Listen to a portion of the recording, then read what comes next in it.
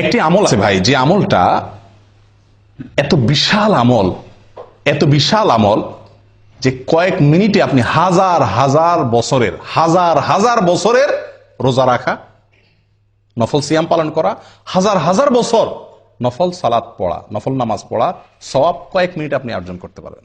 বলবো পদ্ধতিটা? সুবহানাল্লাহ। নবী সাল্লাল্লাহু আলাইহি ওয়াসাল্লাম বলেন, মান গাসসালা ইয়াউমাল জুমআতি ওয়াগতাসাল ওয়া বাক্কারা ওয়াবতাকার ওয়া মাশা ওয়া লাম ইয়ারকাব ওয়া দানা মিনাল ইমামি ফাস্তামা ওয়া লাম ইয়ালগু। যে ব্যক্তি 5টা কাজ করবে জুমার দিনে, শুক্রবার দিনে যে ব্যক্তি কয়টা কাজ করবে? 5টা কাজ।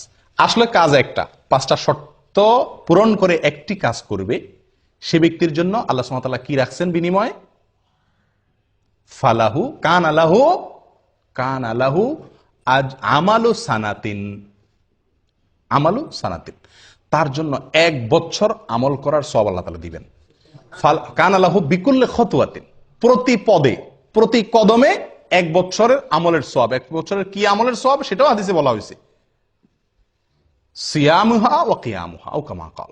1 বছর নফল সিয়াম রাখলে, 1 বছর নফল নামাজ পড়লে যে সওয়াব হবে, 1 বছর 365টা নফল রোজা, 1 বছর তো 365 রাখাও যায় না, এই 1 বছরের নফল রোজা এবং 1 বছরের নফল নামাজের সওয়াব পাওয়া যাবে প্রতি কদমে। জুমার দিনে আপনার বাসা থেকে মসজিদে আসতে কত কদম দূরত্ব আছে সেটা আপনি যদি ধরেন 100 কদম দূরত্ব থাকে, এরকম তো আমাদের সবার এর বেশি থাকে, বরং 100 কদম দূরত্ব থাকে আর 100 কদম হেঁটে আপনি মসজিদে আসছেন, 5 শর্ত পূরণ করে আপনি মসজিদে আসছেন 100 কদম পূরণ করে, তাহলে ওই জুমার দিনে ওই কয়েক মিনিট যে আপনি হেঁটে আসলেন, তার বিনিময়ে আপনি 100 কদমের বিনিময়ে কত বছরের নফল রোজা সওয়াব পাইলেন? 100 কদমের বিনিময়ে 100 বছর, 100 বছর নফল রোজা, 100 বছর নফল সালাতের সওয়াব পাইলেন ওই কয়েক মিনিটে। একটু চিন্তা করে দেখেন, 1 জুমা যদি এরকম হয়, 4 জুমা মাসে, 5 জুমা মাসে হয়, তাহলে আপনি 1000 বছরের আমলের সওয়াব তো শুধুমাত্র 1 মাসে আপনি কামাই করতে পারেন, এভাবে সারা জীবন। চিন্তা করে দেখেন কত বিপুল আমল করা সম্ভব এই একটি আমলের প্রতি লক্ষ্য করতে পারলে। আমলটা কি? জুমার দিনে গোসল করা সুন্দর করে, আগে আগে মসজিদে আসা, আগে উঠা এবং মসজিদে আগে আগে আসা। 3 নম্বর হলো পায়ে হেঁটে মসজিদে যাওয়া, গাড়িতে বা বাহনে না চড়া, একান্ত অসুবিধা না থাকলে পায়ে হেঁটে যাওয়া। 4 নম্বর হলো ইমামের কাছাকাছি চলে যাওয়া, দূরে না বসা, সামনাসামনি বসা, কাছাকাছি বসা। 5 নম্বর হলো মনোযোগ দিয়ে খুতবা শোনা, কোনো অনর্থক কথাবার্তা না বলা। কয়টা শর্ত? 5টা শর্ত। গোসল করা, আগে আগে আসা, পায়ে হেঁটে আসা, ইমামের কাছাকাছি বসা, মনোযোগ দিয়ে খুতবা শোনা, কোনো কথাবার্তা না বলা। এই 5 শর্ত যদি পূরণ করে কি আসে, তাহলে প্রতি কদমের বিনিময়ে 1 বছরের নফল সালাত, নফল সিয়ামের সওয়াব পাওয়া যাবে।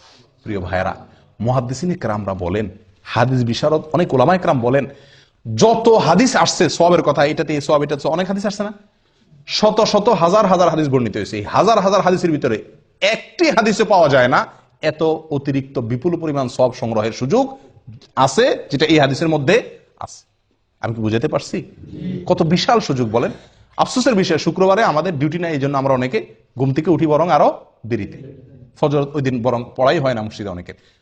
আগে উঠতে হবে, আগে আসতে হবে, পায়ে হয়। 5টা শর্ত পূরণ করবেন, এই বিপুল সওয়াবের ভাগীদার হতে পারবেন। আল্লাহ তাআলা আমাদের সকলকে তৌফিক দান করেন। এই জন্য সাঈদ ইবনুল মুসাইয়্যিব, বিখ্যাত তাবেঈ, উনি বলেন, আমার কাছে নফল হজ করার চাইতে বেশি উত্তম শুক্রবারে আমল, এত বিপুল সওয়াব সংগ্রহ করা। কথা বুঝে আসছে? এই জন্য এই শুক্রবারের এই আমলটা খুব বেশি যত্নের সাথে করার চেষ্টা করি। আল্লাহ তাআলা সকলকে তৌফিক দান করেন। জাযাকুমুল্লাহ খায়র।